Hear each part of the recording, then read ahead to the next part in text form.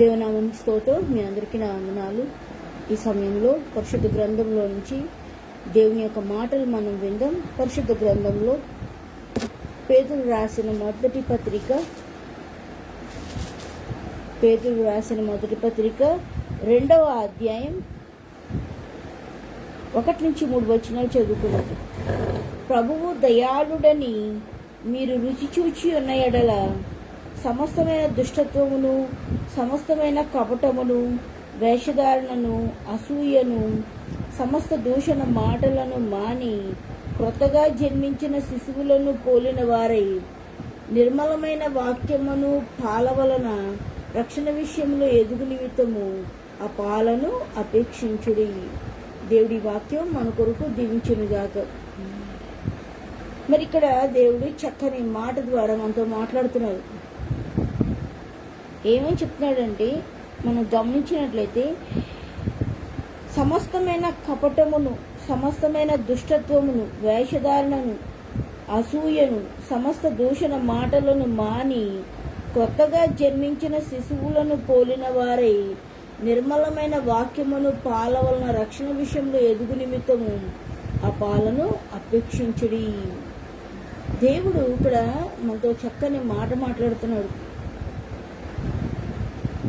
మనం ఏం చేయాలని చెప్తున్నాడంటే, సకలమైన దుష్టత్వమును, సమస్తమైన కపటమును, వేషధారణను, అసూయను, దూషణ మాటలను మానివేయాలంటున్నాడు. మనలో ఉన్న దుష్టత్వాన్ని విడిచిపెట్టాలని చెప్తున్నాడు. కపటమును విడిచిపెట్టాలని చెప్తున్నాడు. దూషణ మాటలు మానివేయాలంటున్నాడు. మనలో ఉన్న వేషధారణను విడిచిపెట్టాలని చెప్తున్నాడు దేవుడు. అసూయను విడిచిపెట్టాలని చెప్తున్నాడు దేవుడు. వీటన్నిటినీ మాని కొత్తగా జన్మించిన శిశువును పోలిన వారై వాక్యమును పాలను అపేక్షించండి అంటున్నాడు దేవుడు. ప్రభు ఎట్లాంటి వాడని రుచి తెలుసుకోమంటున్నాడు అంటే, దయాళుడని రుచి తెలుసుకోవాలని చెప్తున్నాడు దేవుడు. ఆయన ఎలాంటి దేవుడు మనం రుచి చూచి తెలుసుకోవాలంట. ఏం మానేసి? మనలో ఉన్న దుష్టత్వాన్ని మానేసి. దుష్టత్వము అంటే మనలో ఉన్న చెడ్డ గుణాలు.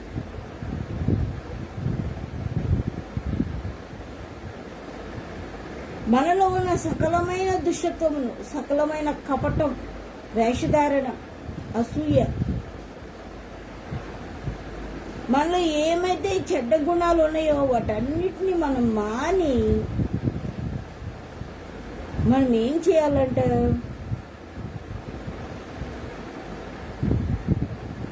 యేసు ప్రభుని మనం రుచి చూచి తెలుసుకోవాలంట. తెలుసుకొని వాక్యమును పాల వలన మనము దినదినము ఎదుగు నిమిత్తము ఆ పాలను మనం అపేక్షించాలంట. వాక్యాన్ని దేవుడు పాలతో పోల్చాడు. పాలు తాగితే శిశువు ఏమవుతాడు అంటే, ప్రతిదినము దినదినానికి అభివృద్ధి చెందుతూ ఉంటాడు. ఎప్పుడైతే మనము వాక్యాన్ని దినదినము పఠిస్తూ ఉంటామో ఆ వాక్యము ఏం చేస్తుందంటే మన హృదయాన్ని సరిచేస్తుంది. వాక్యం అనే పాలను మనం అపేక్షించడం వల్ల, అంటే వాటిని మన హృదయంలోకి స్వీకరించడం ద్వారా దినదినాభివృద్ధి చెందుతూ ఉంటాం. ఆత్మీయ జీవితంలో నూతనంగా మార్పు చెందుతూ ఉంటాం. ఆ విధంగా ఆత్మీయ జీవితంలో మనం ఎదగలుగుతూ ఉంటాం. ఇక్కడ దేవుడు చెప్తున్న చక్కని మాట. దేవుడు ఏం చెప్తున్నాడు అంటే, మనలో ఉన్న చెడ్డ గుణాలన్నిటినీ మనం మానివేయాలంట. అసలు మానవుల హృదయం ఎట్లా ఉంటుంది అంటే, మనం గమనించినట్లయితే మార్కు సువార్త మనం చూసినట్లయితే, మార్కు సువార్త 7వ అధ్యాయం చూద్దాం. మనం గమనించినట్లయితే మార్కు సువార్త 7వ అధ్యాయం 21వ వచనం నుంచి చూద్దాం. 21, 22, 23 వచనాలు చూద్దాం. లోపలి నుండి అనగా మనుషుల హృదయములో నుండి దురాలోచనలను, జారకములను, దొంగతనములను, నరహత్యలను, వ్యభిచారమును, కామ వికారమును, మత్సరమును, దేవదూషణయు, అహంభావమును, అవివేకమును వచ్చును. ఈ చెడ్డవన్నీ లోపల నుండి బయలు వెళ్ళి మనుషుని అపవిత్రపరచును. ఇక్కడ దేవుడు కొన్ని విషయాలు మనకు చెప్తున్నాడు. ఏంటంటే ఈ విషయాలు మన హృదయంలోకి వచ్చి మన హృదయాన్ని ఏం చేస్తాయంట? అపవిత్రం చేస్తాయంట. ఏంటవి అంటే చూడండి, హృదయంలో నుండి దురాలోచనలు, చెడ్డ చెడ్డ ఆలోచనలు, చెడు తలంపులు, చెడు ఊహలు, చెడు ఆలోచనలు. మనం పైకి బాగానే కనపడతాం, కానీ మన హృదయంలో ఉండే దురాలోచనలు మన ప్రక్కనున్న వారికి ఎవరికి తెలియదు, కానీ మనకు తెలుసు. అవి మన హృదయంలో ఏ విధమైన దురాలోచనలు వస్తూ ఉన్నాయో, మన మనసు ఏ విధంగా అపవిత్రమవుతుందో మన చూపు ద్వారా, మన నోటి ద్వారా, మన వినికిడి ద్వారా.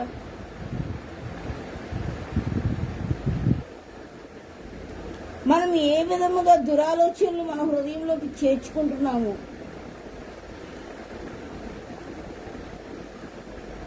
ఆ దురాలోచనల వల్ల ఏమవుతుంది అంటే మన హృదయము అపవిత్రమవుతుందంట. ఇక్కడ గమనించినట్లయితే, ఇంకా మనం గమనించినట్లయితే జారత్వం అంటే మనది కాని దాన్ని ఆశించడమే అదే జారత్వం అంటే.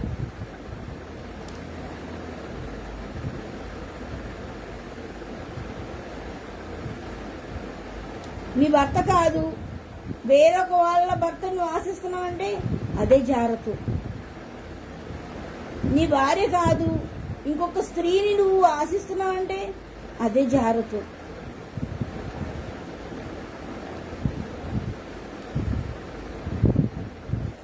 నీది కాని దాని కొరకు నువ్వు పరుగులెత్తుతున్నావు అంటే నువ్వేం చేస్తున్నావు అనమాట?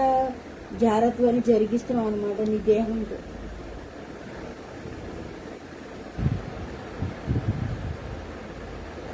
ఇక్కడ దేవుడు చెప్తున్నాడు ఇంకా చక్కని మాటలు.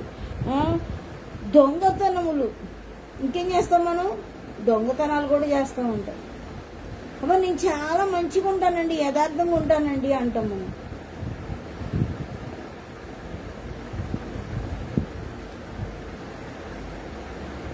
ఒక్కొక్కసారి దాన్ని మనం దొంగతనము అని కూడా మనం ఐడెంటిఫై చేయకుండానే దొంగతనాలు కూడా చేస్తూ ఉంటాం. ఇంట్లో అమ్మ వాళ్ళు ఎక్కడైనా డబ్బులు పెట్టారనుకోండి, 10 రూపాయలు పెట్టారు, 10 రూపాయలు లేకపోతే ఇంకెక్కువే పెట్టారనుకోండి, ఏం చేస్తాం? వాళ్ళని అడగడం లేదు, ఏం లేదు, మన ఇష్టం. మనం తీసేసుకొని దాన్ని ఏం చేస్తూ ఉంటాం? వాడుకుంటూ ఉంటాం. ఇవి మా డబ్బులేగా అని అనుకుంటాం మనం, కానీ అది దేవుని దృష్టిలో ఏంటనమాట? దొంగతనం అనమాట. మనం వారిని అడగలేదు కాబట్టి, వారిని అడగకుండా మనం తీసుకున్నాం కాబట్టి అది ఏంటిది? దొంగతనమే.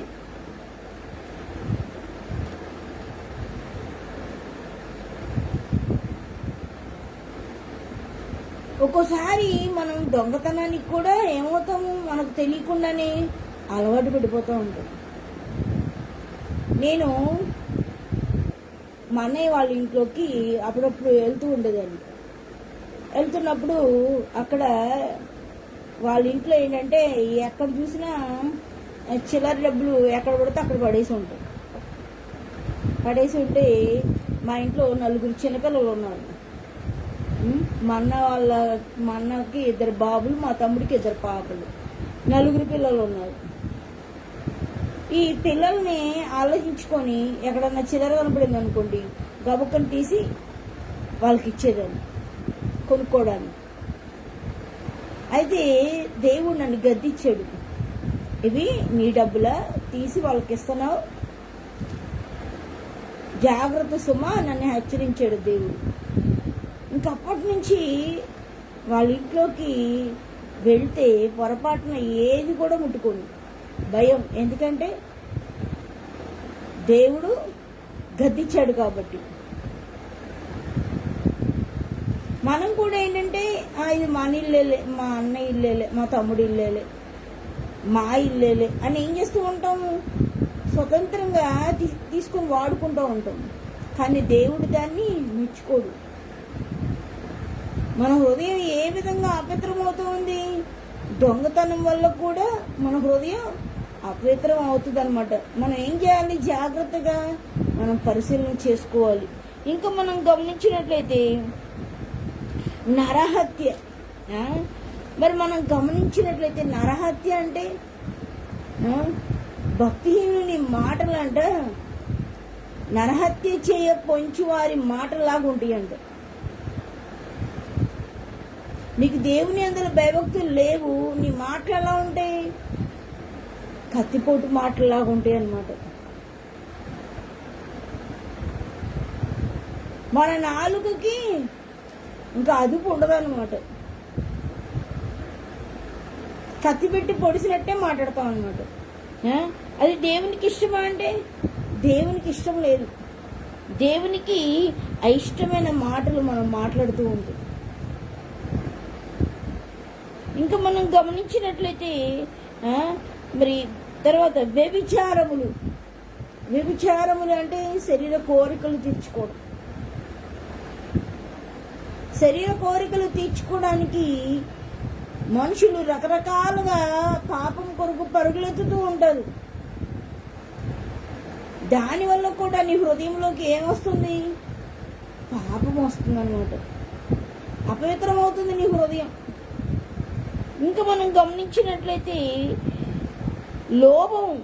లోభం అంటే అది కూడా ఒక విధమైన దురాశ, ఆశకు మించిన ఆశలు అన్నమాట. కోరికలకు మించిన కోరికలు, దాన్ని ఏమంటారంటే పేరాస అంటారు. ఎంత పేరాసో ఈమెకి అంటారు, ఎంత పేరాసో ఈయనకి అంటారు. అంటే ఏంటనమాట, ఉండాల్సిన కోరికల కంటే కూడా ఇంకా ఎక్కువ ఉంటాయి అన్నమాట. మన స్తోమతకు మించిన కోరికలు, స్తోమతకు మించిన ఆశలు, ఆలోచనలు, అవి మనలో ఉండే దురాశలు. ఇంకా మనం గమనించినట్లయితే వాటి వల్ల కూడా ఏమవుతుంది, మన హృదయము అపవిత్రం అవుతూ ఉంటుంది. ఇంకా మనం గమనించినట్లయితే చెడుతనం. మనం అనుకుంటాం మనం చేసే చెడ్డ పనులు ఎవరు చూడట్లేదులే అనుకుంటాం.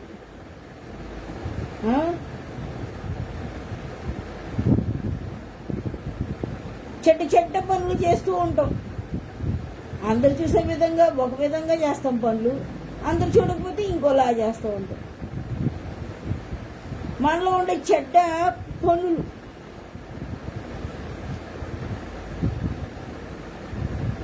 దేవునికి అయిష్టమైన పనులు. ఇంకా మనం గమనించినట్లయితే కృత్రిమము అంటే అది ఆర్టిఫిషియల్ అన్నమాట, అంటే ఫేక్ అన్నమాట. అంటే నిజం కాదు, అక్కడ నిజమైన ప్రవర్తన ఉండదు. కొంతమంది నవ్వుతూ ఉంటారు, పైకి పక్క నవ్వుతూ ఉంటారు, కానీ ఆ నవ్వులో నిజం అనేది ఉండదు.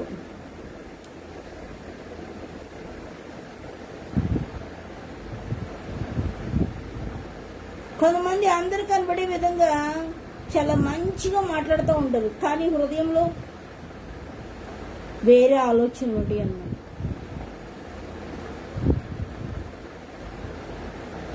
కృత్రిమము దేవునికి ఇష్టమైంది కాదు. మనం ఆర్టిఫిషియల్గా ఉంటే దేవుడు ఎంత మాత్రం కూడా ఇష్టం చూపించడు. నిజమైన జీవితాన్ని మనం కలిగి ఉన్నప్పుడే యేసుప్రభువు మనల్ని ఇష్టపడతాడు. ఇక్కడ చూడండి, మనం గమనించినట్లయితే కామ వికారము, తర్వాత మత్సరము అంటే చెడ్డ కళ్ళు అన్నమాట. కొంతమంది కళ్ళు ఉంటాయి, ఏది చూసినా సరే అది కావాలనుకుంటాడు.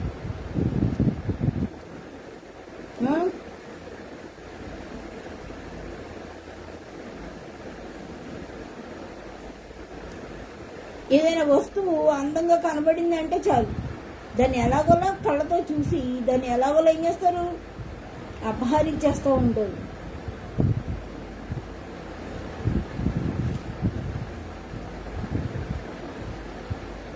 చెడ్డ కళ్ళు కూడా దేవునికి ఇష్టమైనవి కావు. ఇంకా దేవుడు చెప్తున్న చక్కని మాట, దేవదూషణ కూడా చేస్తూ ఉంటారంట. అంటే దేవుని దూషించేవారు కూడా ఏం చేస్తూ ఉంటారు, వారి హృదయాన్ని అపవిత్రపరుచుకుంటూ ఉంటారు అన్నమాట. ఇంకా మనం గమనించినట్లయితే అహంభావం అంటే అది గర్వం. నేనే గొప్ప, నాకంటే గొప్ప వాళ్ళు ఎవ్వరు లేరు అనే భావన అన్నమాట. అదే అహంభావం అంటే. గర్వం దేవునికి ఇష్టమా అంటే, ఆ గర్వం వల్ల ఏది అపవిత్రమైపోతుంది, మన హృదయం అపవిత్రమైపోతుంది.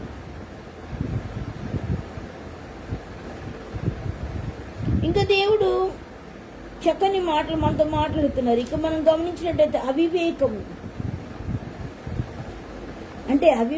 అంటే బుద్ధిహీనత అనమాట. ఆ అవివేకంలోనే మనలో ఏమొస్తుందంటే అధైర్యం వస్తుంది. అంటే పిరికివారంలాగా అయిపోతూ ఉంటుంది. అదొక బేలతనం వచ్చేస్తూ ఉంటుంది మనలో. ధైర్యం లేని వారిలాగా అయిపోతూ ఉంటుంది. అవివేకంగా, బుద్ధిహీనంగా అయిపోతూ ఉంటుంది. ఇవి కూడా, ఇట్లాంటి ప్రవర్తన కూడా దేవునికి ఇష్టమైంది కాదు. మంద బుద్ధి కలిగి ఉంటాం. అంటే నిష్ప్రయోజకులుగా అయిపోతాం అన్నమాట అవివేకం వల్ల.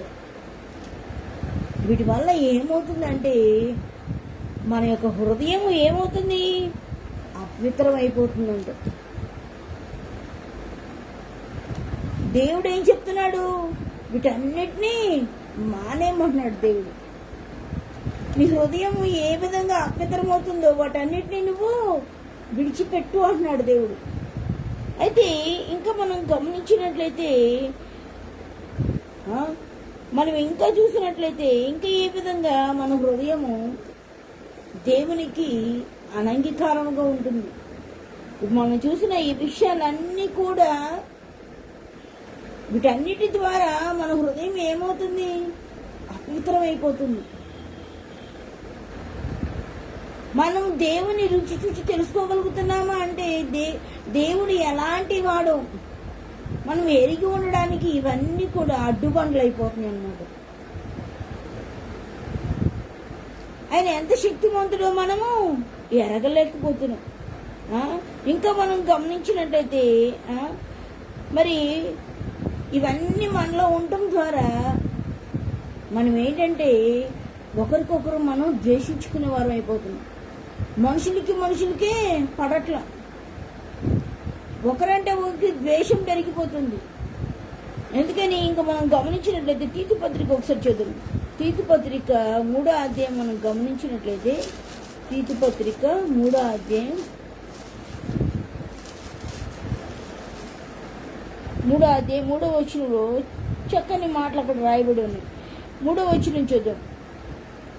మునుపు అవివేకులమును అవిధేయులమును మోసపోయిన వారమును నానా విధములైన దురాశలకును భోగములకును దాసులమునై ఉండి దుష్టత్వమునందును అసూయందును కాలము గడుపుచు అసహ్యులమై ఒకరినొకడు ద్వేషించు ఉంటిమి.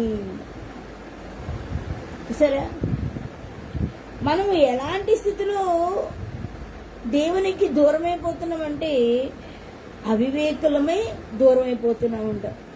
తర్వాత అవిధేయులం. ఎలా అవిధేయులం అంటే దేవునికి తిరుగుబాటు చేస్తూ ఉంటాం మనం. దేవుడు ఒక మాట చెప్తే ఇంకో విధంగా ప్రవర్తిస్తూ ఉంటాం. దేవుడు ఏదైనా మనకి ఆజ్ఞ మనకి ఇచ్చాడు అనుకోండి, అమ్మ ఇది చేయబాకు, టీవీ చూడబాకు అన్నాడు అనుకోండి, టీవీ చూస్తున్నాం. సెల్ ఫోన్ ఎక్కువగా వాడబాకు, దానిలో మరి నాకు అయిష్టమైనవి నువ్వు చూడబాకు అంటే వాటి వైపే మన మనసు ఆకర్షించబడుతూ ఉంటుంది. దేవుడు సినిమాలు చూడొద్దు అంటే సినిమాల వైపే చూస్తూ ఉంటాం. దేవునికి అవిధేయులముగా ఉంటాం, తర్వాత అవివేకులముగా ఉంటాం. అంటే అవివేకులముగా అంటే నిర్లక్ష్యంగా, దేవుని యొక్క మాట అంటే నిర్లక్ష్యంగా ఉంటాం, గుడ్డితనంగా ఉంటాం. మరి ఏంటంటే దేవుని యొక్క మాటని మనం పిచ్చితనంగా భావిస్తూ ఉంటాం. దేవుడు అట్లాగే చెప్తాడు, దేవుడు చెప్పినది ప్రతిదీ మనం చేయాలని రూల్ ఉందా అని మనం దేవుని ఎదుట తిరుగుబాటు చేసే వాళ్ళలాగా తయారవుతూ ఉంటాం. ఇంకా దేవుడు చెప్తున్నాడు, మోసపోయిన వారము. చూడండి, మనం ఎట్లాంటి వాళ్ళమంట? మోసపోయిన వారం అంట. ఎవరి చేతిలో మోసపోయిన వారం? సాతాను చేతిలో మోసపోయిన వారం అన్నమాట.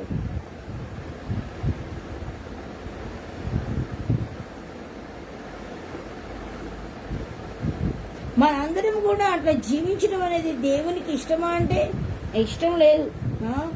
మరి మన జీవితం ఎట్లా ఉందంటే మనం గమనించినట్లయితే ఓడిపోయిన జీవితం లాగా ఉంది. సాతాను చేతిలో మనం మోసపోయిన వారముగా ఉన్నాం. నానా విధములైన దురాశలకును భోగములకును దాసులమై ఉండి, మనలో ఉన్న ప్రతి దురాశతో మనం దాసులం అంటే బానిసలం.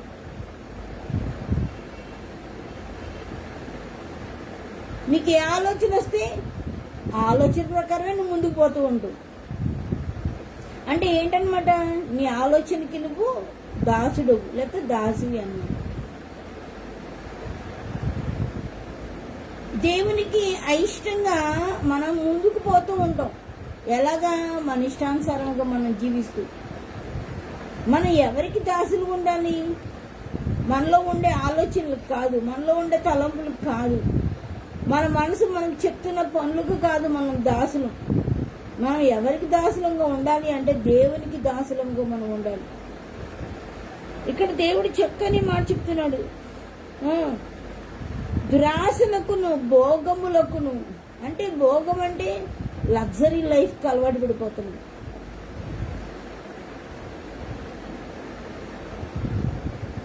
మన దగ్గర ఉండి లగ్జరీ లైఫ్ని కోరుకున్నామంటే అది కాదు. మన దగ్గర ఉన్నా లేకపోయినా సరే ఏం కావాలి? మనకి లగ్జరీ లైఫ్ కావాలి. లేకపోతే కొంతమంది అంటారు అప్పు తెచ్చుకోనైనా నిప్పంటి సార తాగాలంట. అంటే ఏంటనమాట? మనకు లేకపోయినా కానీ అప్పు తెచ్చుకోనైనా కానీ మనం ఏం చేయాలి? విలాసవంతమైన జీవితాన్ని గడపాలన్న ఆలోచన అనమాట. అదే భోగం అంటే. ఇక్కడ దేవుడు చక్కని మాట చెప్తున్నాడు చూడండి, నానా విధములైన దురాశలకును భోగములకును దాసులమునై ఉండి దుష్టత్వమునందును అసూయందును కాలము గడుపుచు. ఎట్లా కాలాన్ని డొల్లిస్తున్నాము? దేవుడు మనకి రోజుకి 24 గంటలు ఇచ్చాడు.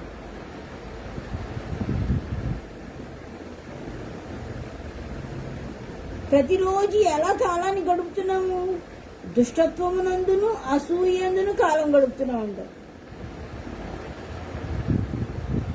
మనలో ఉన్న చెడ్డ లక్షణాలని బయటికి చూపిస్తూ, మనలో ఉన్న చెడ్డ లక్షణాలు బయటికి కనబడకుండా దాచుకుంటూ, పైకి మంచిగా నటన చేస్తూ, మనలో ఉన్న చెడు కోరికలన్నీ తీర్చుకుంటూ, అందరి ముందు మంచి వారముగా నటిస్తూ,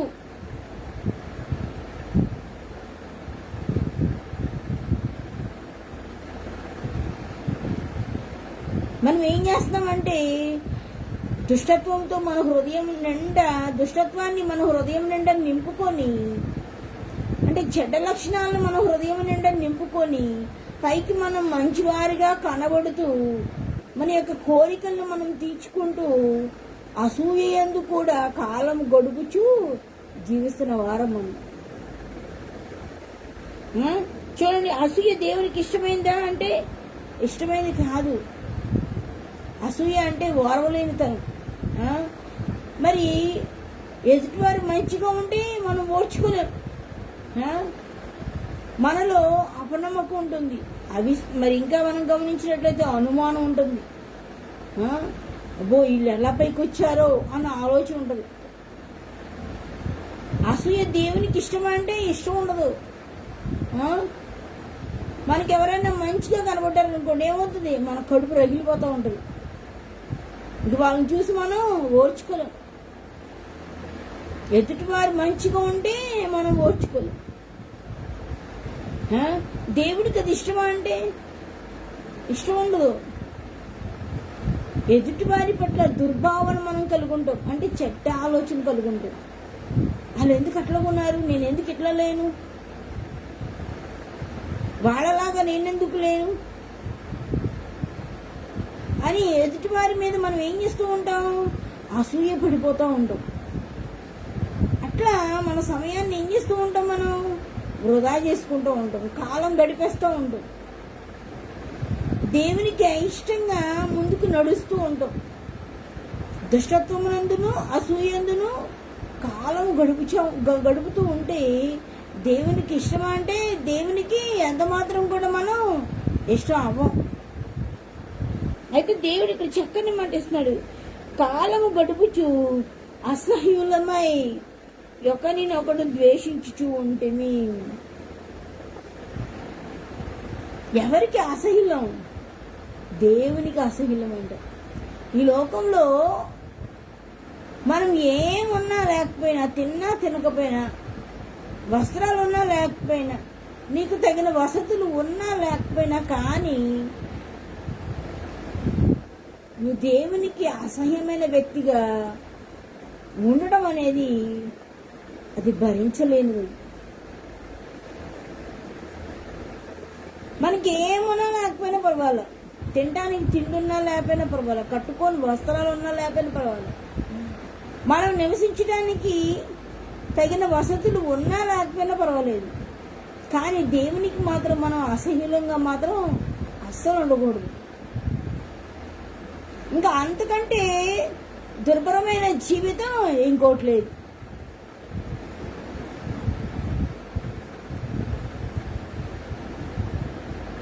దేవునికి అసహ్యంగా మనం ఈ లోకంలో బ్రతికే కంటే ఈ లోకయాత్ర ముగించడమే మీరు.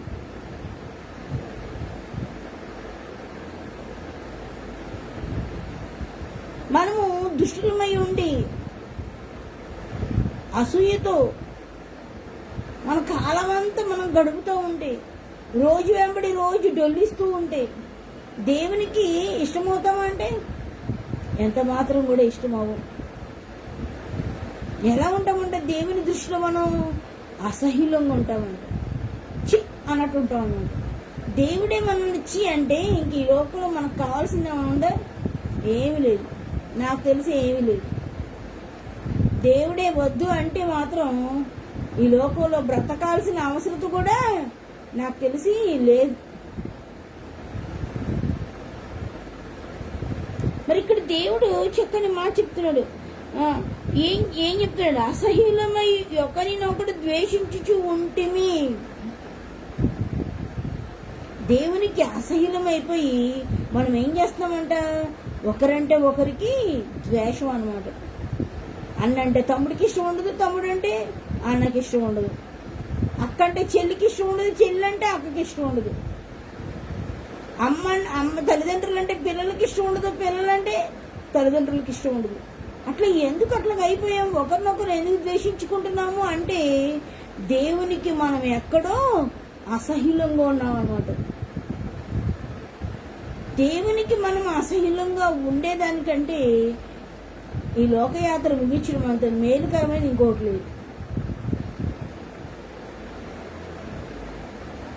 మనం ఈ లోకంలో ఉన్నంతసేపు కూడా మనం ఎలా ఉండాలి అంటే దేవునికి ఇష్టమైన వారముగా, అనుకూలమైన వారముగా జీవించడానికి మనం ఏం చేయాలి? తాపత్రయపడాలి. దానికోసం మనం పరుగులెత్తాలి. మనలో దుష్టత్వాన్ని మనలో పెట్టుకొని, మనలో అసూయని మనలో పెట్టుకొని, పైకి మంచిగా కనబడుతూ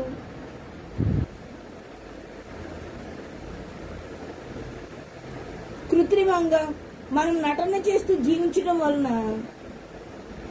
మనం ఎవరికి అసహ్యులమైపోతున్నాము అంటే దేవునికి అసహ్యులమైపోతున్నాం. దేవునికి ఎప్పుడైతే అసహ్యులమైపోతున్నామో మనం ఏమవుతున్నామంటే ఒకరినొకరు ద్వేషించుకునే మనసు మనలోకి వచ్చేస్తుంది. దేవుడు మనల్ని భ్రష్ట మనసుకి అప్పగిచ్చేస్తున్నాడు. అందుకే మనం ఏం చేయాలి? మనల్ని మనం జాగ్రత్తగా పరిశీలన చేసుకోవాలి. మనలో ఉన్న ప్రతి చెడ్డ లక్షణము కూడా ప్రభువైన యేసుక్రీస్తు ఎరిగి ఉన్నాడు. నీలో ఏమైతే చెడ్డ లక్షణాలు ఉన్నాయో అవన్నీ కూడా ప్రభువైన యేసుక్రీస్తు ఎరిగిన దేవుడుగా ఉన్నాడు. మనం గమనించినట్లయితే మత్తయి సువార్త చూద్దాం. మత్తయి సువార్త 22వ అధ్యాయం మనం గమనించినట్లయితే 22వ అధ్యాయం 18వ వచనం చూద్దాం. 18వ వచనం, యేసు వారి చెడుతనం ఎరిగి, వేషధారులారా నన్నెందుకు శోధించుచున్నారు? చూసారా, మన చెడుతనాన్ని, మనలో ఉన్న చెడ్డ లక్షణాలను ఎవరు ఎరుగున్నారు? తండ్రి అయిన దేవుడు ఎరుగున్నాడు. ప్రభువైన యేసుక్రీస్తు ఎరిగి ఉన్నాడు. మనలో ఉన్న చెడ్డ లక్షణాలన్నిటినీ ఆయన ఎరిగి ఉన్నాడు.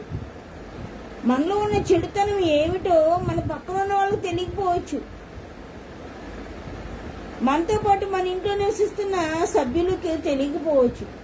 కానీ మనలో ఏ చెడుతనం ఉందో ఆ చెడుతనం అంతా కూడా ఎరిగిన దేవుడు మన యేసయ్య.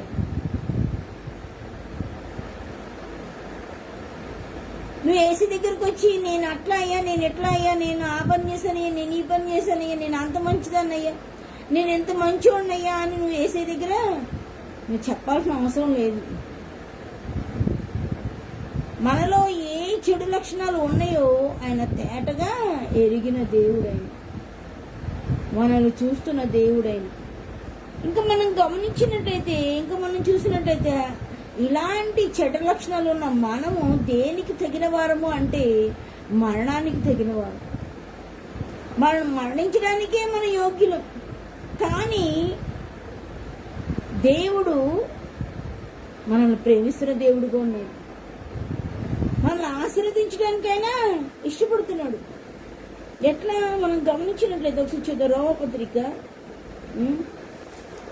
1వ అధ్యాయం మనం గమనించినట్లయితే, రోమపత్రిక 1వ అధ్యాయం మనం గమనించినట్లయితే 29వ వచనం చూద్దాం. 29వ వచనం చూడండి. మనం మరణించడానికి ఏ విధంగా తగిన వారంగా ఉన్నామో ఒకసారి చూద్దాం.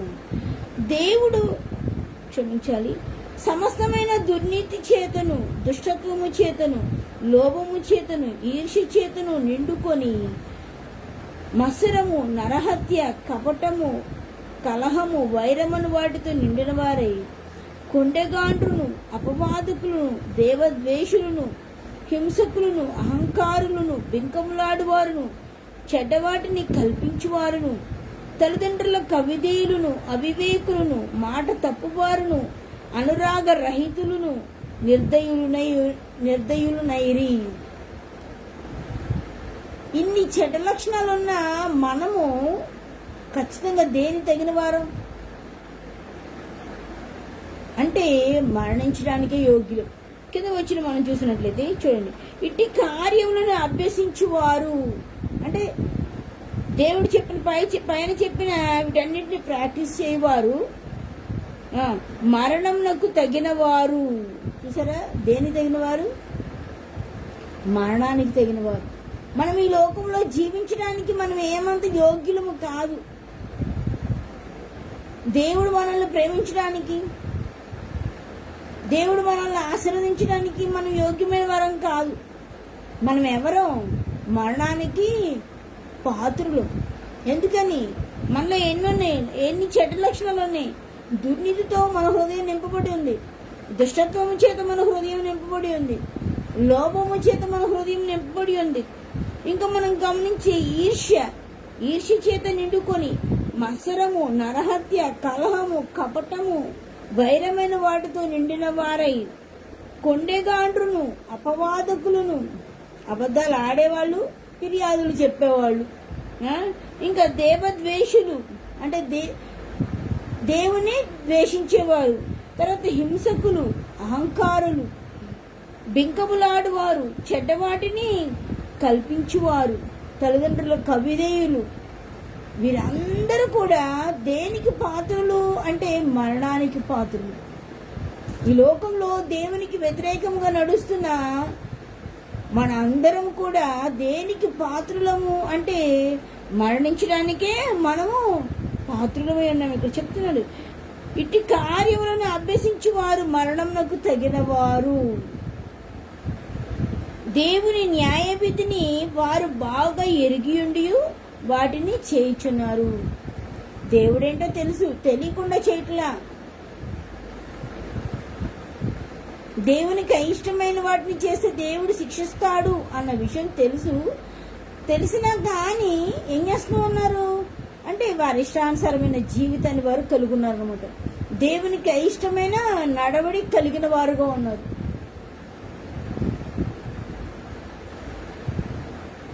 దేవునికి అయిష్టమైన నడవడి మనం కలుగున్నప్పుడు మనం దేనికి తగిన వారము? మరణానికే తగిన వారం. అంటే ఈ లోకంలో జీవించడానికి మనకి ఏ అర్హత మనలో లేదు, ఏ యోగ్యత మనలో లేదు, మన యోగ్యం కాదు. ఇక్కడ దేవుడు చెప్తున్నాడు, నా మాట కాదు. మరి ఇట్లాంటి చెడ్డ గుణాల నుంచి మనల్ని విడిపించి దేవుడు ఏం చేయాలనుకున్నాడు? మనల్ని ఆశీర్వదించాలనుకుంటున్నాడు. ఆయనకి ఎంత ప్రేమ కదా.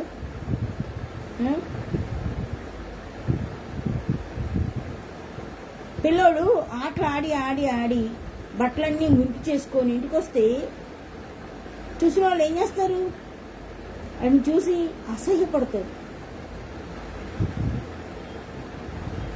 అదే తల్లి అయితే ఏం చేస్తుంది? ఆ పిల్లోడుకున్న మురికి బట్టలన్నీ తీసేసి శుభ్రంగా స్నానం చేసి మంచి బట్టలు వేస్తుంది. మన పరలోకపు తండ్రి కూడా అంతే. మన పరలోకపు తండ్రిని మనం ఆశ్రయిస్తే మనలో ఉన్న చెడ్డ లక్షణాలన్నిటినీ ఆయన తీసివేసి మనల్ని ఆయన ఆశీర్వదించే దేవుడు ఉన్నాడు. ఆయనకి ఎంత ప్రేమ మనం అంటే. మనం ఎంత మురికిగా ఉన్నప్పటికీ, ఏ పాపం అనే దుర్గంధంతో నువ్వు నిండిపోయినప్పటికీ, మన హృదయాన్ని మనం పాపముతో ఎంత బాగా నింపుకున్నప్పటికీ కూడా, దేవునికి వ్యతిరేకంగా నువ్వు నడుస్తున్నప్పటికీ కూడా నువ్వు దేవుని పాదాల దగ్గరికి రా.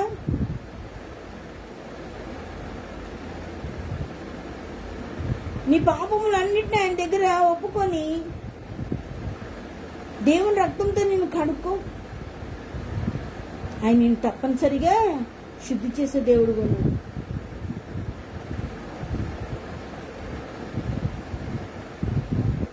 మొదటిగా మనం ఆయన్ని ప్రేమించలా, ఆయనే మనల్ని ప్రేమించిన దేవుడు కొన్నాడు. ప్రభువైన యేసుక్రీస్తుకి మనం అంటే ఎంత ప్రేమ. మనలో ఉన్న ఈ చెడ్డ లక్షణాలన్నీ తీసివేయడానికి ఆయన సిద్ధంగా ఉన్నాడు. మనలో ఉన్న అహంకారాన్ని, అవివేకాన్ని, అజ్ఞానాన్ని, అంధత్వాన్ని, గుడ్డితనాన్ని, అసూయ, ఈర్ష్య, కలహము, క్రోధము, మత్సరము, అవిధేయతో కూడిన జీవితము, అవివేకమైన స్థితి, ఇంకా మనం గమనించినట్లయితే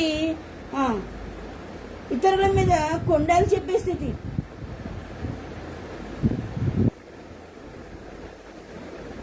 వీటన్నిటి నుండి దేవుడు మనల్ని విడిపించి, దేవుడు మనల్ని ఏం చేయాలని కోరుకుంటున్నాడు అంటే మనల్ని ఆశీర్వదించాలనే కోరుకుంటున్నాడు అంట. ఒకసారి మనం గమనించినట్లయితే అపొస్తల కార్య గ్రంథం మనం చూసినట్లయితే అపొస్తల కార్యములు 3వ అధ్యాయం చూద్దాం. 3వ అధ్యాయం మనం చూసినట్లయితే అపొస్తల కార్యం 3వ అధ్యాయం 26వ వచనం చూద్దాం. దేవుడు తన సేవకుని పుట్టించి మీలో ప్రతి వానిని వాని దుష్టత్వం నుండి మళ్లించుట వలన మిమ్మల్ని ఆశీర్వదించుటకు ఆయనను మొదట మీ వద్దకు పంపెనని చెప్పాను. చూసారా, దేవునికి ఎంత ప్రేమ ఉందో మన పట్ల. తండ్రి అయిన దేవునికి మనం అంటే ఎంత ఇష్టమో. నువ్వు ఏ పాపంలో నశించిపోచ్చినప్పటికీ కూడా దేవుడు నిన్ను ప్రేమిస్తున్నాడు. దేవుడు మనల్ని ప్రేమించటం బట్టే ఇక్కడ మనం గమనించినట్లయితే తన సేవకుని పుట్టించి, తన సేవకుడు అంటే ఎవరు? ప్రభువైన యేసుక్రీస్తు.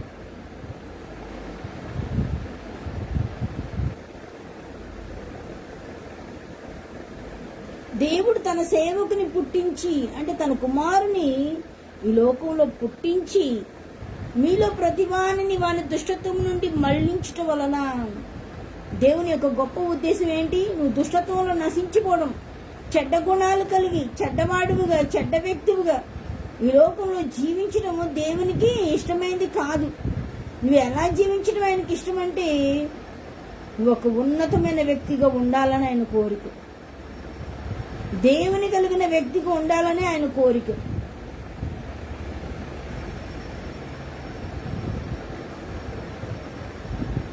మనం ఆయన ప్రేమించిన ఆయనే మొదట మనల్ని ప్రేమించాడంట. చూడండి, మనల్ని దేని నుంచి మళ్లించడం ఆయనకి ఇష్టం అంట? మనలో ఉన్న దుష్టత్వం నుంచి, అంటే మనలో ఉన్న చెడ్డ లక్షణాల నుంచి మనల్ని మళ్లించి, అంటే ఏంటనమాట, ఈ లోకంలో పాపంలో, శాపంలో, ఉగ్రతలో నశించిపోతున్న మనలను వాటన్నిటి నుండి విడిపించి మిమ్మల్ని ఆశీర్వదించుటకు ఆయనను మొదట మీ వద్దకు పంపాను.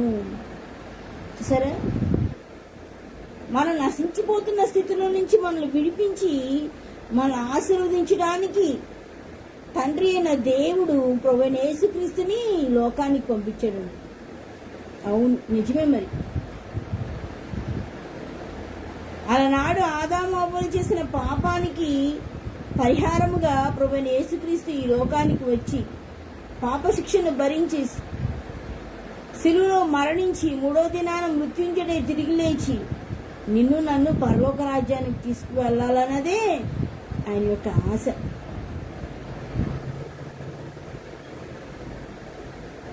శాపకరమైన మన జీవితాన్ని ఆశీర్వాదంగా మార్చాలన్నదే తండ్రి యొక్క ఉద్దేశం. మరి ఆ ఉద్దేశాన్ని మనం గమనించగలుగుతున్నాము. ఆయన ఎంత గొప్ప ప్రణాళికను కలిగి ఉన్నాడు. నశించిపోతున్న మనల్ని ఎవరు బాగు చేయగలరు? సామాన్యంగా ఈ లోకంలో ఎలా ఉంటుందంటే, చెడిపోతే చూసి నవ్వుతారంట, బాగుపడితే చూసి ఏడుస్తారంట. ఇది లోకనైజం. కానీ చెడిపోతున్న మనల్ని చూసి ఏసయ్యా ఆ పోనీలే, వీడు చెడిపోతే మనల్ని పోనీ, ఆడి పాపని ఆడే పోతాడులే అని మనల్ని వదిలేట్లా. ఏసయ్యకి ఎంత ప్రేమ మనం అంటే. మనం ఏ స్థితిలో పాడైపోతున్నామో ఆ స్థితి నుంచి మనల్ని విడిపించి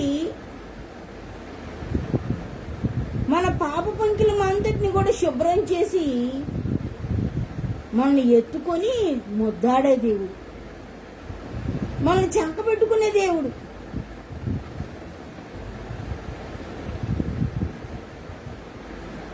ఆయనకి ఎంత ప్రేమ మనం అంటే. అందుకని మనం ఏం చేయాలి? దేవుని ఆశ్రయించే వారంగా ఉండాలి. చూడండి, ఒకసారి మనం గమనించినట్టయితే కీర్తన గ్రంథం 9వ కీర్తన గమనించినట్టయితే 9వ కీర్తన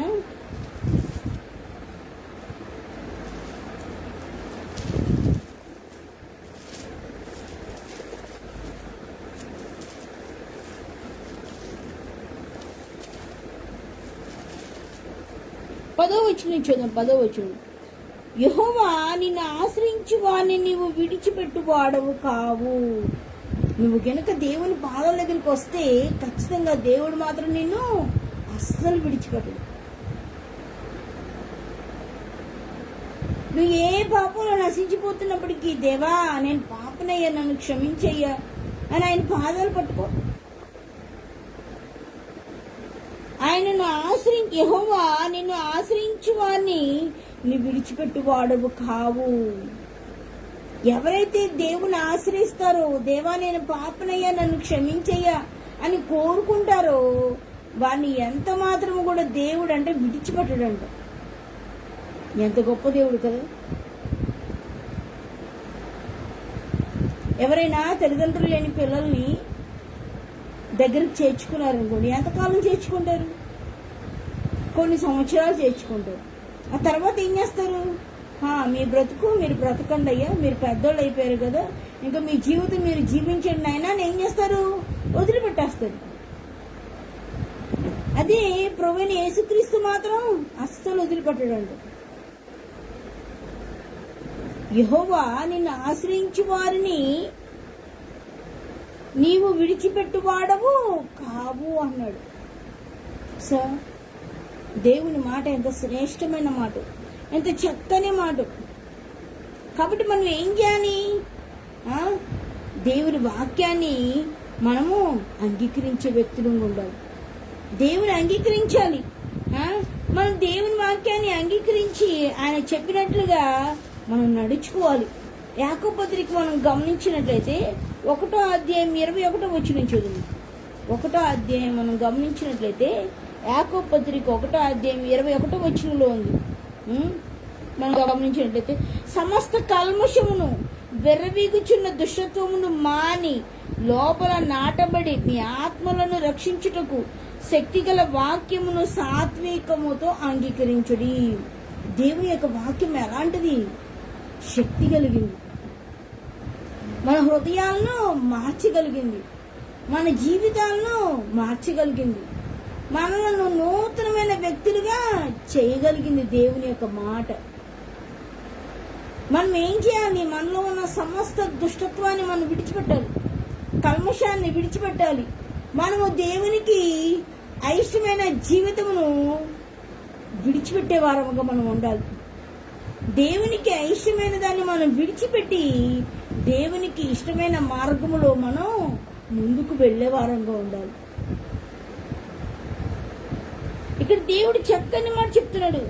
సమస్త కల్మషమును వెర్రవీగుచున్న దుష్టత్వమును మాని లోపల నాటబడి మీ ఆత్మలను రక్షించుటకు శక్తిగల వాక్యమును సాత్వికముతో అంగీకరించుడి. దేవుని మాటను ఏం చేయాలి? సాత్వికంతో అంగీకరించాలంట, మంచి మనసుతో అంగీకరించాలి. అది ఎలాగ నాటబడేట్లు? మన హృదయంలో ఆ వాక్యము నాటబడే విధముగా దేవుని యొక్క వాక్యాన్ని ఆసక్తితో వినాలి, శ్రద్ధతో వినాలి. ఎందుకని? దేవుడు మన హృదయాల్ని బాగు చేసే దేవుడు, మన జీవితాలను బాగు చేసే దేవుడు, మనల్ని ఆశీర్వదించడానికి సిద్ధపడుతున్న దేవుడు. మనం ఒక్కసారి ఆయన ఆశ్రయిస్తే ఎన్నటికీ కూడా మనల్ని విడిచిపెట్టని దేవుడు ఆయన. ఎంత చక్కని మాట. నేను నిన్ను విడిచిపెట్టనమ్మా అని దేవుడు చెప్తుంటే మనం ఏం చేస్తున్నాం? దేవుణ్ణి విడిచిపెట్టేసి మనం తిరుగుతున్నాం. దానివల్ల మనం ఏమైనా మేలు పొందుతున్నామంటే మేలేం లేదు. ఈ లోకంలో ఏ పరిస్థితి వైపు నువ్వు చూసినా నీకే మేలు ఉండదు, నువ్వు ఎవరి వైపు చూసినా నీకే మేలు ఉండదు, నువ్వు ఎవరిని ఆశ్రయించినా నీకే మేలు దొరకదు. మేలు చేసే దేవుణ్ణి ఏమో విడిచిపెట్టేస్తాము, మేలు చెయ్యని మనుషులనేమో పట్టుకుంటూ ఉంటాం కదా. కానీ దేవుడు ఏం చెప్తున్నాడు అంటే శక్తిగల వాక్యాన్ని సాత్వికముతో అంగీకరించండి. ఆ యొక్క వాక్యం ఎలాంటిది? దేవుని యొక్క మాట ఎలాంటిది అంటే ఆ యొక్క చక్కని మాట ఇచ్చాడు. మీ ఆత్మలను రక్షించుటకు శక్తిగల వాక్యము అంటారు. మన ఆత్మలను రక్షించేది, మన నరకంలోకి వెళ్ళిపోకుండా మనల్ని కాపాడేది దేవుని యొక్క మాట. వాక్యము అంటే దేవుని యొక్క మాట. ఈ మాట ఎట్లాంటిది అంటే మనలను రక్షించేదంట. సాతాను యొక్క కుయుక్తుల నుంచి, వాడి యొక్క కుట్ర నుంచి, మనలో ఇముడుస్తున్న చెడ్డ గుణాల నుంచి, సాతాను మనలో నాటుతున్న చెడ్డ లక్షణాల నుంచి మనం విడిపించేది శక్తి కలిగిన వాక్యం అన్నమాట. దాన్ని ఏం చేయాలి? మంచి మనసుతో అంగీకరించాలి. నువ్వు దేవుని మాటను అంగీకరించావా, నువ్వేం చేస్తావు? ఈ లోకంలో నువ్వు మేలు పొందే వ్యక్తిగా ఉంటావు. నువ్వు మరలా పరలోకానికి వెళ్తే అక్కడ కూడా నువ్వు మేలు పొందే వ్యక్తి అవుతావు అన్నమాట. ఎప్పుడైతే దేవుని యొక్క మాటనే మనం అంగీకరిస్తామో మనం ఏం చేస్తాము? కొత్తగా జన్మించిన శిశువుల్లాగా తయారవుతాం. ఆ కొత్తగా జన్మించిన శిశువులు ఏం చేస్తూ ఉంటారు? దేని తాగుతారు? పాలు తాగుతారు. ఎందుకు? దినదినము వారు అభివృద్ధి చెందడానికి, పెరగడానికి. అలాగే మనం కూడా ఏం చేయాలి? దేవుని యొక్క వాక్యం అనే పాలను ప్రతిరోజు మనం కోరుకోవాలి. వాక్యాన్ని మనం ఏం చేయాలి? తరచుగా చదువుకుంటూ ఉండాలి. ఏదో కొంచెంసేపు చదివేసి పక్కన పడేయడం కాదు. మనం చదివిన వాక్యాన్ని మనం ఒకసారి ఏం చేయాలి? దాన్ని పరిశీలన చేయాలి. ఈ వాక్యం ద్వారా దేవుడు నాతో ఏం మాట్లాడుతున్నాడు, నాకేం చెప్తున్నాడు దేవుడు ఈ వాక్యం ద్వారా, నేనేం చేయాలి అనేది మనం ఏం చేయాలి? పరిశీలన చేసుకోవాలి. అలా పరిశీలన చేస్తున్నప్పుడు ఏమవుద్దంటే మనలో ఉన్న లోపం సరిచేయబడుతుంది. మనం ఆత్మలో దినదినానికి అభివృద్ధి చెందుతూ ఉంటాం. అంటే ఆత్మీయ జీవితంలో ఎదుగుతూ ఉంటాం అనమాట. మనం ఆత్మీయ జీవితంలో ఎదగాలి అంటే వాక్యం అనే పాలన మనం ఏం చేయాలి? కోరుకోవాలి. అపేక్షించడం అంటే కోరుకోవడం అన్నమాట. దాని పట్ల మనం ఏం చేయాలి? శ్రద్ధ నిలపాలన్నమాట. ఇంకా మనం గమనించినట్టయితే కీర్తన గ్రంథం మనం గమనించినట్టయితే 24వ కీర్తన చూద్దాం. కీర్తన గ్రంథం 24వ కీర్తన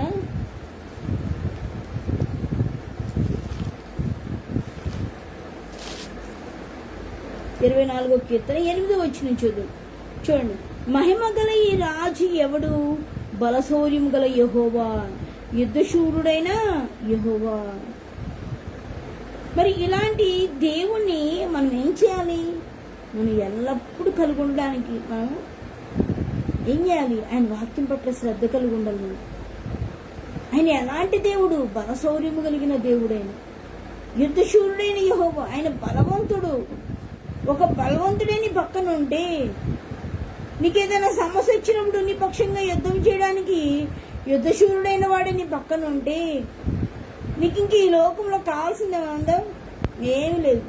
మనకి ఏదైనా సమస్య వచ్చింది అనుకోండి, ఒక బలవంతుడు మన పక్కన ఉంటే ఎట్లా ఉంటుంది? అసలు ఎంత టీవీగా నడుస్తామో, ఎంత ధైర్యంగా ముందుకెళ్తూ ఉంటాం కదా.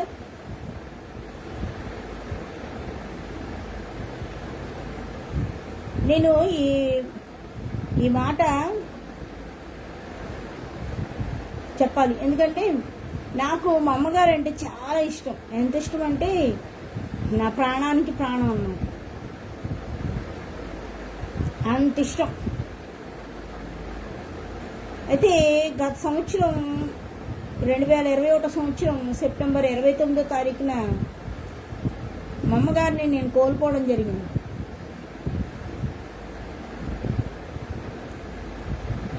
నేను స్కూల్లో ఉపాధ్యాయురాలుగా నేను పనిచేసేదాన్ని, గణిత ఉపాధ్యాయురాలుగా. అయితే నాకు మా అమ్మ అంటే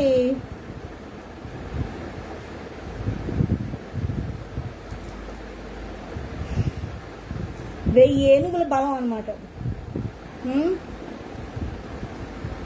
నేను ఎటెళ్ళి వచ్చినా సరే నాకు కొండంత ధైర్యంగా ఉండేది. అంటే ఏసయ్య కంటే కూడా అమ్మ ఎక్కువ. అంటే ఏసయ్య ఇష్టం, ఏసయ్య తర్వాత నాకు అమ్మ అంటే ఇష్టం బాగా అన్నమాట.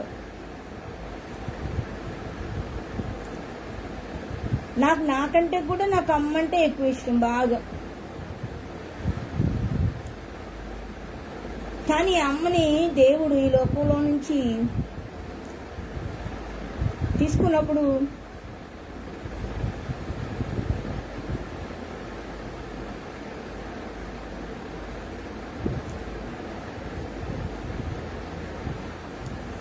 నాకైతే చాలా ధైర్యాన్ని కోల్పోయినట్లుగా అనిపించింది నాకు.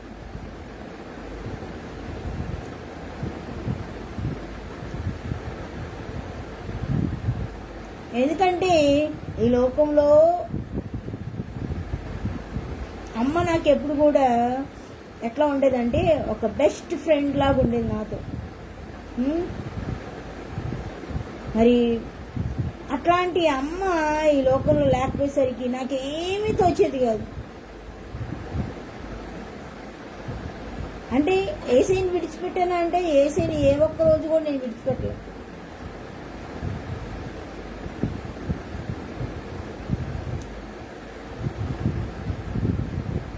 నేను ఎందుకు చెప్తున్నానంటే ఇది శారీరకమైన సంబంధం. ఇది నేను ఏం చెప్తున్నానంటే, బలవంతుడు మన పక్కన ఉన్నప్పుడు మనకు కలిగే ధైర్యం గురించి చెప్తున్నా. నిజమే, అమ్మ ఈ లోకంలో ఉన్నప్పుడు నేను చాలా ధైర్యంగా ఉండేదాన్ని. నేను ఎటు వెళ్ళొచ్చినా సరే, నేను స్కూల్ నుంచి సాయంత్రం ఇంటికి రాగానే నాకు అమ్మ కనబడగానే నాకేం పెట్టక్కర్లా, నాకు రాగానే నాకు ఏం పెట్టక్కర్లా, కానీ అమ్మని చూడగానే చాలు ఎగిరి గంతేసినంత పని అయ్యేది.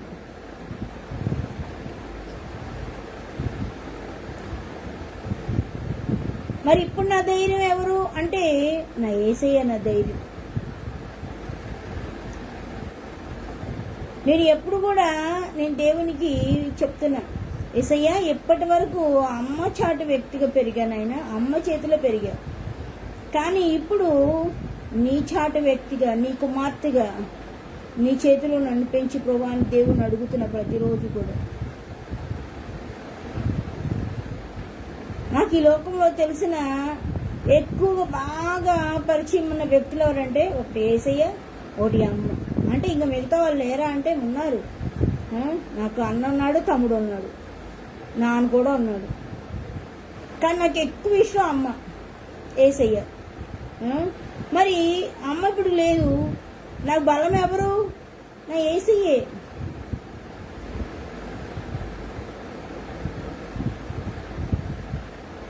ఇదివరకు అమ్మని చూస్తే ధైర్యపడేదాన్ని, ఇప్పుడు ప్రతిరోజు యేసయ్యని చూడగలుగుతుంది. ఒక బలవంతుడు మన పక్కన ఉన్నప్పుడు మనకు అధైర్యం ఉంటుందా అంటే ఉండదు. దేవుడు చెప్తున్నాడు ఇక్కడ చక్కని మాట, మహిమ గల ఈ రాజు ఎవడు? బలశౌర్యము గల యెహోవా, యుద్ధశూరుడైన యెహోవా. ఆయన ఎలాంటి దేవుడు? బలశౌర్యము కలిగిన దేవుడు, బలవంతుడైన దేవుడు. మీకు ఏదైనా సమస్య వస్తే నీ పక్కన నిలబడగలిగిన, నీ పక్కన నిలబడటానికి సరిపోయిన వ్యక్తి అయినా, నీకు ఎంత పెద్ద సమస్య వచ్చినప్పటికీ కూడా, అది ఎంత పెద్ద కష్టమైనప్పటికీ కూడా, ఆ సమస్యలో నీ ప్రక్కన నిలబడి నీకు ధైర్యం చెప్పడానికి సరిపోయిన వ్యక్తి, నీ సమస్యించగలిగిన వ్యక్తి, నీ పక్షముగా ఆ సమస్యతో యుద్ధము చేయగలిగిన వ్యక్తి ఈ లోకంలో ఎవరైనా ఉన్నారు అంటే అది కేవలము ప్రభువైన యేసుక్రీస్తు మాత్రమే. ఆయన మించిన వ్యక్తి ఈ లోకంలో ఎవరు లేరన్నాడు. చూసారా ఎంత చక్కని మాట, చూసారా. మరి ఇంకా మనం గమనించినట్లయితే మరి మనం కూడా ఏం చేయాలి? సాతానుడు అనుదినము కూడా మనల్ని వెంబడిస్తూ ఉంటాడు, వెంటాడుతూ ఉంటాడు, ఎలాగైనా మనల్ని పడగొట్టడానికి చూస్తూ ఉంటాడు. వాడి చేతిలో నుంచి మనం దేవుని చేతిలోకి వెళ్ళడం అనేది వాడికి ఎంత మాత్రం కూడా ఇష్టం కాదనమాట. అంటే ఏం చేస్తూ ఉంటాడు? మనల్ని 30 తెప్పలు పెట్టి 3 చెరువులు నీళ్లు మనల్ని తాగిస్తూ ఉంటాడు. మనం ఏం చేయాలి? మనం కూడా ఏం చేయాలంటే దేవుని బిడ్డగా ఆయుధాలు వేసుకోవాలి. ఏం ఆయుధాలు వేసుకోవాలి? ఎట్లా వాడిని ఓడించాలి? బలవంతుడు కదా, ఇంకా మనకు భయం ఏంటి? అవును, బలవంతుడైన దేవుడు నీతో ఉండి ఆయన యుద్ధం చేస్తాడు. కానీ ఆ యుద్ధం చేసే సమయంలో నీలో పిరికితనం రాకుండా ఉండాలి అంటే నువ్వు కూడా ఏం చేయాలంటే దేవుని యొక్క ఆయుధాలు మనం ధరించుకోవాలి. ఎలా ధరించుకోవాలి అంటే మనం గమనించితే ఎఫెసీ పత్రిక చూద్దాం. ఎఫెసీ పత్రిక 6వ అధ్యాయం చూద్దాం. ఎఫెసీ పత్రిక 6వ అధ్యాయం చూసినట్లయితే, ఎఫెసీ పత్రిక 6వ అధ్యాయం 11వ వచనం నుంచి చూద్దాం. మీరు అపవాది తంత్రములను ఎదిరించుటకు శక్తిమంతులగునట్లు దేవుడిచ్చి సర్వాంగ కవచమును ధరించుకొనుడి. మనం ఏం చేయాలంట? అపవాది తంత్రములను ఎదిరించుటకు. మనం వాడి చేతిలో నుంచి దేవుని చేతిలోకి వచ్చిన తర్వాత వాడు ఊరుకుంటాడా అంటే వాడు నిత్యము కూడా మనతో ఫైటింగ్ చేస్తూనే ఉంటాడు. ఆ ఫైటింగ్లో మనం ఏం చేయాలి? అని ఓడించాలి. ఓడించాలి అంటే మనం ఏం చేయాలి? దేవుడు ఏం చేయమన్నాడు? దేవుడికి సర్వాంగ కవచం ధరించుకోవాలంట. ఆ సర్వాంగ కవచంలో ఏమేమి ఉంటాయి? యుద్ధానికి వెళ్ళే వాళ్ళు ఏం చేస్తారు? ఆ యుద్ధానికి సరిపడినన్ని వస్త్రాలు వేసుకోవాలి, ఆయుధాలు పట్టుకోవాలి, అప్పుడు యుద్ధానికి వెళ్ళాలి. అలాగే మనం కూడా ఆత్మీయ యుద్ధంలో ఉన్నాం.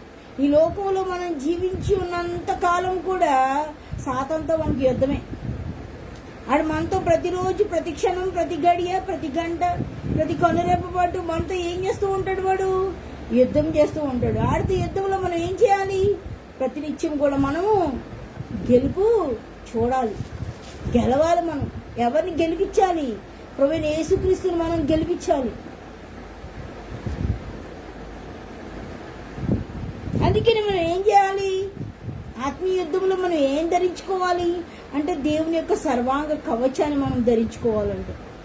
తర్వాత ఇక్కడ మనం గమనించినట్లయితే 12వ వచనం, ఏలయనగా మనము పోరాడినది శరీరులతో కాదు గాని ప్రధానులతోనూ అధికారులతోనూ ప్రస్తుత అంధకార సంబంధులకు లోకనాథులతోనూ ఆకాశ మండలమందున దురాత్మల సమూహముతోనూ పోరాడుచున్నాము.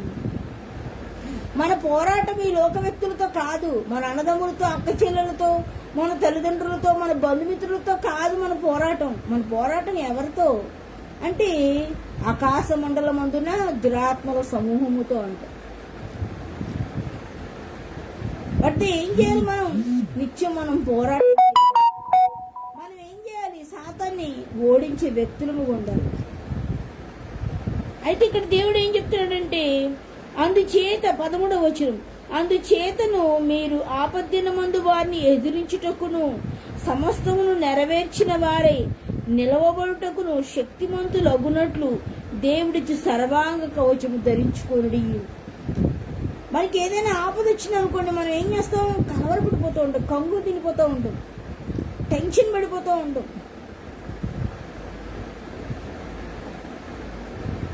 ఆ శ్రమ మనల్ని ఏం చేస్తుందంటే కృంగబెట్టేస్తూ ఉంటుంది. ఇంకా నీ పని అయిపోయింది అంటది, ఇక నీ జీవితం ఇక ఇంతే అంటది, నువ్వు ఇంకా వేస్ట్ అంటది, ఇంకా ఊరి పెట్టుకొని చచ్చిపో అంటది. సాతానుడు ఏంటంటే ఎట్ల కొట్ల వాడి చేతిలో మనం చిక్కి ఈ లోకాన్ని విడిచిపెట్టాలని వాడు చూస్తూ ఉంటాడు. ఆ ఆపద్దినమందు మనం ఏం చేయాలి? వాడిని ఎదిరించుటకు మనం శక్తిమంతులు అగునట్లుగా దేవుడికి సర్వాంగ కవచాన్ని ధరించుకోవాలంట.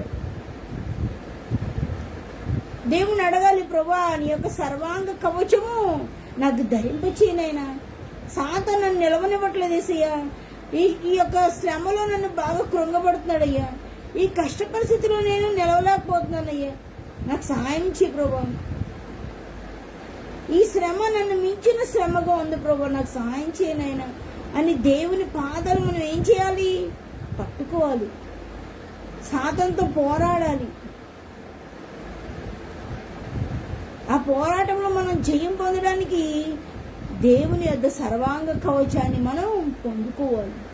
అయితే ఇక్కడ చూడండి, మనం 14వ వచనం, ఎలాగనగా సర్వాంగ కవచంలో ఏమేమి ఉంటాయో చూస్తున్నాం. 14వ వచనం, ఎలాగనగా మీ నడుమునకు సత్యమును దట్టి కట్టుకొని నీతి అను మైమరు తొడుక్కొని. సత్యమైన దట్టి కట్టుకోవాలి. తర్వాత ఇంకేం వేసుకోవాలి? నీతి అనే మైమరువుని మనం తొడుక్కోవాలి. అంటే మైమరువు అంటే బుల్లెట్ ప్రూఫ్ లాగా వేసుకుంటారు కదా,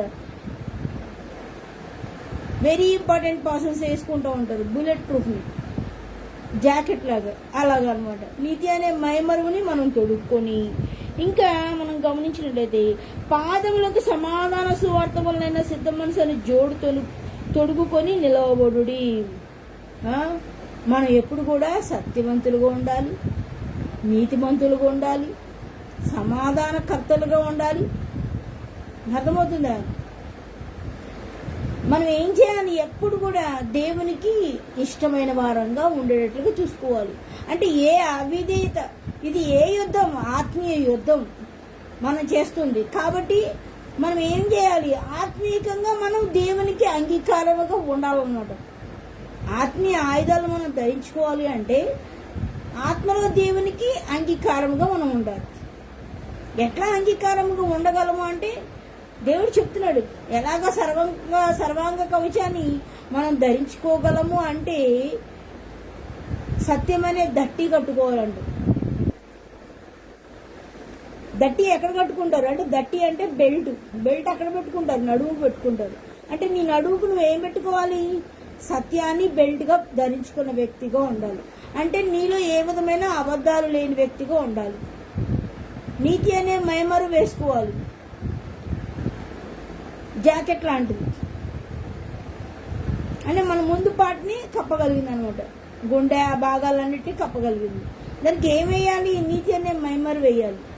అంటే నీలో అనీతి అనేది ఎక్కడ కూడా కనబడకూడదు. నువ్వు నీతిమంతురాలుగా దేవునికి కనబడాలన్నమాట. తర్వాత పాదములకు ఏం వేసుకోవాలి? సమాధాన సువార్త వలన సిద్ధం మనసు అని జోడు తొడుక్కోవాలంట. అంటే అందరితో ఎలా ఉండాలి? సమాధానముగా ఉండాలి. ఇవి ఆత్మీయ ఆయుధాలు.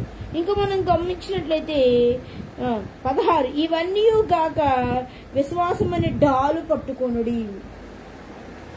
ఏం పట్టుకోవాలి? డాలు పట్టుకోవాలి. డాలు ఏం చేస్తుంది? శత్రువు ఏదైనా బాణం వేసాడు అనుకోండి, ఆ బాణము తగిలి మనకు పడకుండా ఉండడానికి, మనం కూలిపోకుండా ఉండడానికి ఆ డాల్ని ఎలా ముందు పెడతారు. ఆ బాణం ఏమవుతుంది? ముందు గుచ్చుకొని కింద పడిపోద్ది అనమాట. డాలు గుచ్చుకొని కింద పడిపోద్ది, మన యొక్క బాడీకి తగలదు. డాల్ అంటే ఎంత డాల్ పట్టుకోవాలి? మన యొక్క తల మొదలుకొని అరిపాదం దాకా ఉండే అంత పెద్ద డాలు పట్టుకోవాలి. ఆ డాల్ని దేంతో పోల్చాడు? విశ్వాసం అనే డాలు. విశ్వాసం అంటే దేవుని నమ్మిక. దేవుని నమ్మడం అనేది ఏంటిదనమాట? అది డాలు లాంటిది అనమాట. దేవా నువ్వు ఉన్నావయ్యా, ఈ సమస్యలో నువ్వు నాకు జయమిస్తావయ్యా అని చెప్పడమే అది డాల్ అనమాట. కొంచెం డాల్ కాదు, కొంచెం నమ్మిక కాదు, పూర్తి నమ్మకం అనమాట. అంటే నడినెత్తు నుంచి అరిపాదం వరకు నిన్ను కప్పగలిగినంత డాల్ నువ్వు పట్టుకోవాలి. లేదయ్యా నా యొక్క గుండె తగలకుండా గుండె వరకే పెట్టుకుంటాను డాలు, నా గుండెను కాపాడే అన్నావు అనుకోండి, ఏమవుతుంది? ఏమో చెప్పలేము. గొల్యాతు లాగా వచ్చి నుదుటి కొట్టుకుంది అనుకోండి సాతాను యొక్క బాణం, నువ్వు ఎక్కడ పడతావు? కుప్పగొలిపోతావు. అందుకని విశ్వాసమైన డాల్ ఎలా పట్టుకోవాలి? ఇక్కడ మన యొక్క తల మొదలుకొని అరిపాదం దాకుండే ఆ డాల్ మనం పట్టుకోవాలన్నమాట. అంటే దేవుణ్ణి పూర్తిగా మనం నమ్మగలగాలి. ఇంకా మనం గమనించినట్లయితే మరియు రక్షణీయను శిరస్త్రాణం, టోపీ, దాన్ని హెల్మెట్ అంటారు. మనం బండి మీద వెళ్ళేటప్పుడు ఏం చేస్తాం? హెల్మెట్ పెట్టుకుంటాం. ఎందుకు? ఏదైనా ఒక ప్రమాదం జరిగి గబుక్కని మనం కింద పడినా మన తలకి ఏ విధమైన గాయం తగలకుండా. సాతానుడు మన తలలో అనేకమైన రకరకాల చిందరవందరైన ఆలోచనలు పుట్టించి సాతానుతో పోరాటం చేస్తున్న ఆ క్రమంలో మనం ఎక్కడ కూడా వాడి ఆలోచనలు మనలో చొరబడి మనము దారి తప్పిపోకుండా ఆత్మీయ యుద్ధంలో జయం పొందలాగున మనం ఏం చేయాలి? మన తలకి రక్షణీయ శిరస్త్రాణాన్ని పెట్టుకోవాలండి. తర్వాత ఇంకా మనం గమనించినట్లయితే దేవుని వాక్యమును ఆత్మ ఖడ్గమును ధరించుకోండి. అన్ని పట్టుకెళ్ళి ఖడ్గం లేకపోతే యుద్ధంలో జయం చూడగలమా? చూడలేము. ఈ ఆత్మీయ యుద్ధంలో ప్రాముఖ్యమైనది ఏంటంటే వాక్యం అనే ఆత్మీయ ఖడ్గం. నీకు అన్నీ తెలుసు కానీ వాక్యం తెలియదు. సాతాను ఎట్లా ఓడించగలవు? ఏ మాట చేత ఓడించగలవు? అందుకని ఏం చేయాలి? వాక్యం అనే ఆత్మీయ ఖడ్గాన్ని మనం ధరించుకోవాలి. యుద్ధానికి వెళ్ళే వాళ్ళు ఏం పట్టుకెళ్తారు? పూర్వకాలంలో ఏం పట్టుకెళ్లే వాళ్ళు? ఖడ్గాన్ని పట్టుకెళ్లేవాళ్ళు. అట్లాగే శత్రువుతో మనం యుద్ధానికి వెళ్ళేటప్పుడు మన చేతిలో ఏముండాలి? వాక్యం అనే ఆత్మీయ ఖడ్గం ఉండాలి. అంటే వాక్యాన్ని ఎక్కువగా మనం చదవాలి. ఇవన్నీ కూడా ఏంటివి? ఆత్మీయ ఆయుధాలు అనమాట. ఇంకా మనం గమనించినట్లయితే 18వ వచనంలో ఆత్మ వలన ప్రతి సమయమునందును ప్రతి విధమైన ప్రార్థన విజ్ఞాపన చేయుచు ఆ విషయమే సమస్త పరిశుద్ధుల నిమిత్తమును పూర్ణమైన పట్టుదలతో విజ్ఞాపన చేసి మెలకువగా ఉండుడి. అంటే మనం ఏంటనమాట? బహుగా ప్రార్థనాపరులంగా కూడా ఉండాలి. ఆత్మీయ ఆయుధాలు అన్నిటినీ మనం ధరించుకోవాలి. ధరించుకోవటమే కాకుండా మనం ఏం చేయాలంటే ప్రార్థనాపరులంగా ఉండాలి. మనొక్కరి కోసం ప్రార్థన చేసుకోవడం కాదు అనేకుల కోసం మనం ప్రార్థన చేసే వ్యక్తులుగా ఉండాలి. అందుకే దేవుడు చెప్తున్నాడు, ప్రార్థనను విజ్ఞాపనను చేయుచు ఆ విషయమై సమస్త పరిశుద్ధుల నిమిత్తము పూర్ణమైన పట్టుదలతో విజ్ఞాపన చేయుచు మెలకుగా ఉండుడి. అనేకుల కొరకు మొరపెట్టగలిగిన వారంగా మనం ఉండాలి అని దేవుడు చెప్తున్నాడు. కాబట్టి మనం ఏం చేయాలి? దేవుడు చెప్తున్న మాట ఏంటంటే, మనలో ఉన్న చెడ్డ గుణాలన్నిటిని మనం విడిచిపెట్టి దేవునికి అంగీకారముగా మనం ఏం చేయాలి? బ్రతకాలి.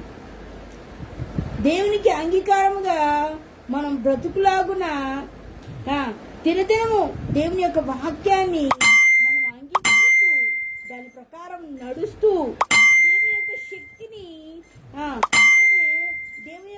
శక్తిని మనం అనుభవిస్తూ ఆ శక్తిని మనం ఆస్వాదిస్తూ మనం ఏం చేయాలి? మన జీవితంలో దేవుని యొక్క వాక్యాన్ని, శక్తిగల వాక్యాన్ని మనం సాత్వికముతో అంగీకరిస్తూ దినదినము దేవునిలో బలపరచబడుతూ మనం ఏం చేయాలి? మనం ముందుకు సాగే వ్యక్తులంగా ఉండాలి.